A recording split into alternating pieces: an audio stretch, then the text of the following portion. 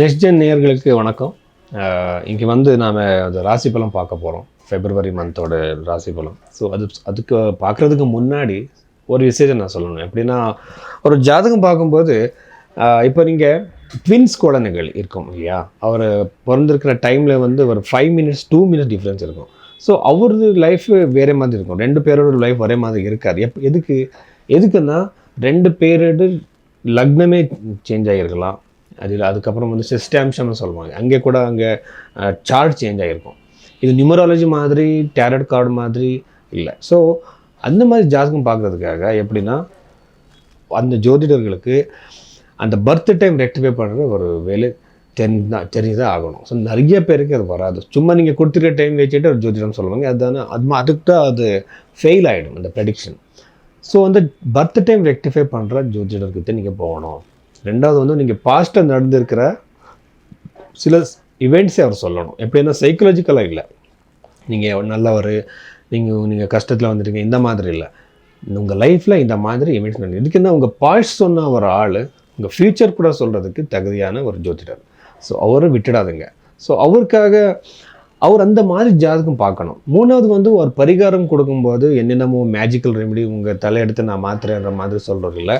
எப்படின்னா, ஒரு ஜாதகம் பார்த்ததுக்கப்புறம் பிருஹத் பராசர ஓரா சாஸ்திரத்தில் எழுதியிருக்கிற அந்த ரெமெடிஸை கொடுக்கணும். அங்கே வந்து காஸ்ட்லியான ரெமெடிஸ் ஒன்றும் இல்லை. ஜெம் ஸ்டோன்ஸோ நியூமராலஜி கருங்குலிமெல்லாம் வெறும் மந்திர ஜபம் மட்டும்தான் இருக்குது. அது நீங்களே பண்ணிக்கலாம்.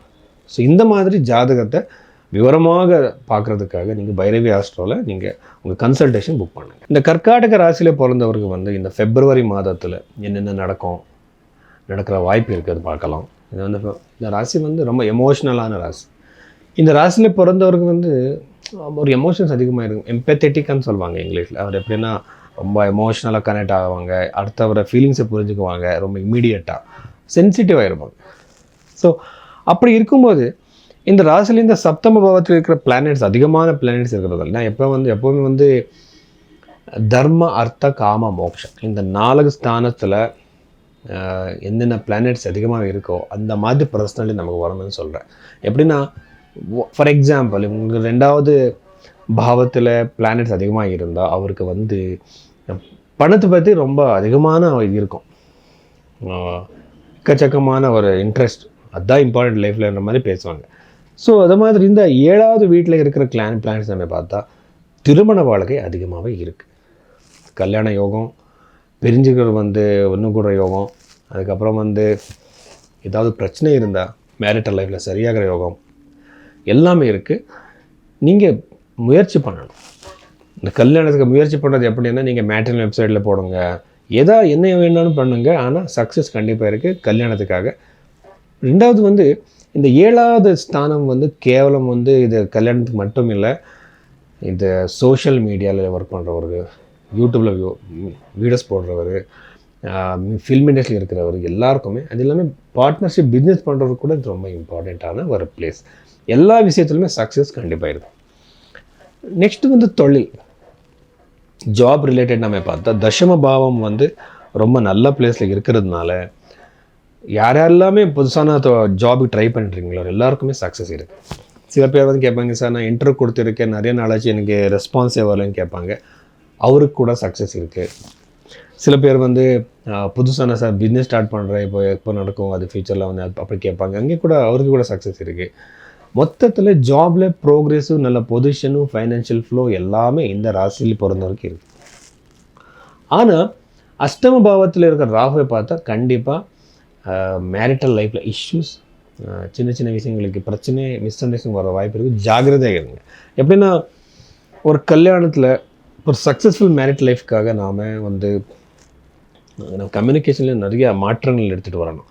இந்த கம்யூனிகேஷனில் அந்த மாற்றங்கள் இல்லைன்னா, நான் இப்படியே பேசுகிறேன், நான் டைரெக்டாக பேசுகிற மாதிரி நீங்கள் இருந்தால் கண்டிப்பாக யாருமே ஒத்துக்க மாட்டாங்க. ஸோ அதனால நீங்கள் என்னன்னா, இந்த கம்யூனிகேஷனில் சேஞ்ச் பண்ணுங்க. அடுத்தவரை ஃபீலிங்கை புரிஞ்சுக்கோங்க. எப்போனா நம்ம லைஃப்பில் வந்துருக்க லைஃப் பார்ட்னர் வந்து அவர் நம்மளை மாதிரி இல்லை, வேறு ஒரு என்வரான்மெண்ட்டில் பிறந்து வந்திருக்காங்க. ஸோ அவர் நம்மளே மாதிரியே யோசிக்கிறது ரொம்ப கஷ்டம். ஸோ எல்லாமே புரிஞ்சுக்கோங்க. ப்ராப்பர்ட்டி பண்ணுறதுக்கு ரொம்ப நல்லாவே இருக்குது. அதுக்கப்புறம் வந்து ஜாப் தேடுறதுக்கு வெளிநாட்டில் ஜாப் யாரெல்லாமே தேடிட்டுருக்கீங்க அவருக்கு நல்லது. அது இல்லாமல் ஹையர் எஜுகேஷன் பண்ணுறதுக்கு கூட ரொம்ப நல்லது. நன்றி, வணக்கம். இனி இருக்கும்போது நாம் ஒரு ஒரு ராசி மேலே நாம் என்னென்ன நடக்கும்ன்ற மாதிரி பார்ப்போம், பார்த்துட்டோம். ஸோ ஆனால் இப்போ வந்து ஒரு ஜாதகம் பார்க்குறது எப்படி, ஒரு ஜாதகம் ஃபார் எக்ஸாம்பிள் ஒரு கல்யாணம்னு பாருங்கள். அங்கே வந்து லக்னம், சந்திர ராசி, சூரிய ராசி, பாத லக்னம், உபபாத லக்னம், அதுக்கப்புறம் வந்து நவாம்ச குண்டலி, அஷ்டக வர்க்கம், கோச்சாரம், பிரஷ்னம் எல்லாமே பார்த்து தான் ஒரு ப்ரெடிக்ஷன் கொடுக்கணும். சும்மா சில பேர் இருப்பாங்க ஒரு 5-10 நிமிஷத்தில் எல்லா லைஃபஸ் மொத்தம் சொல்லிடுவாங்க. அது எப்படி? அது முடியாது, கம்ப்யூட்டர்னாலையும் கூட முடியாது. அது வந்து ரொம்ப எக்ஸ்பீரியன்ஸ் வேணும், டைம் வேணும், அந்த ரெஸ்பெக்ட் நீங்களும் கூட கொடுக்கணும். ஸோ அந்த மாதிரி டீட்டெயிலாக ஜாதகம் பார்த்து ப்ரெடிக்ஷன் கொடுக்கும்போது உண்மை தான் சொல்லணும். எப்படின்னா உங்கள் லைஃப்பில் இருக்கா இல்லையா? சார் நான் கார் வாங்குவீன்னா, நான் கார் வாங்குறேன்னு நீங்கள் வாங்குறதுக்கு வாய்ப்பு இருக்கா நீங்கள் கேட்பீங்க. இருக்கா இல்லையா அது மட்டும்தான் நான் சொல்லணும். இல்லைன்னா இல்லை.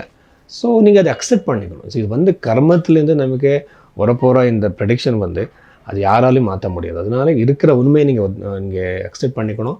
அந்த மாதிரி நீங்கள் ஜாதகம் பார்க்குறதுக்காக, உண்மையை தெரிஞ்சுக்கிறதுக்காக நீங்கள் பைரவி ஆஸ்ட்ரோவில் நீங்கள் கன்சல்டேஷன் எடுத்துக்கோங்க.